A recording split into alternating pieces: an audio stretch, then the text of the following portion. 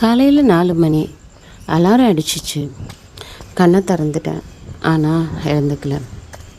40 நிமிஷம் அப்படியே பெட்டில் புரண்டுகிட்டே இருக்கேன். தூங்கவும் இல்லை, எழுந்துக்கவும் இல்லை. ஆனால் இதே பர்சன் நான் ஒரு 3 monthsக்கு முன்னாடி அலாரம் அடிக்கிறதுக்கு முன்னாடியே எழுந்துப்பேன். வாக்கிங் போவேன். ஆவரேஜாக 6000 ஸ்டெப்ஸ் அது மாதிரி நடந்துருவேன்.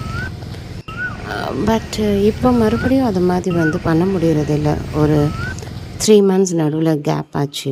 அந்த 2 பழக்கமும் அப்படியே போயிடுச்சு.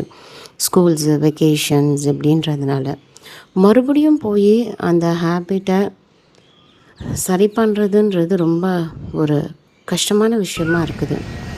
ஒரு ஹேபிட் நம்மளால் செட் ஆகிடுச்சுன்னா அதை நம்ம விடவே கூடாது. ஐ ஆம் ஷோபனா, 46 years old. இன்னும் பார்த்திங்கன்னா என்னால் நிறைய விஷயம் கன்சிஸ்டண்ட்டாக பண்ண முடியல. இவ்வளோ ஏஜ் ஆகிடுச்சு, ஏன் பண்ண முடியல, நம்மளால் டிசிப்ளினாக இருக்க முடியல அப்படின்றது எனக்கு மனசுக்குள்ளே இருக்கிற ரொம்ப பெரிய ஒரு விஷயம்.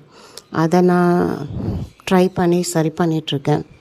ஸோ இந்த சேனலில் என்னோடய கன்சிஸ்டன்சி, என்னோடய டிசிப்ளினாக இருக்கிறது நான் ட்ரை பண்ணிகிட்ருக்கேன். பர்ஃபெக்டாக பண்ணுறேனான்னு தெரியல.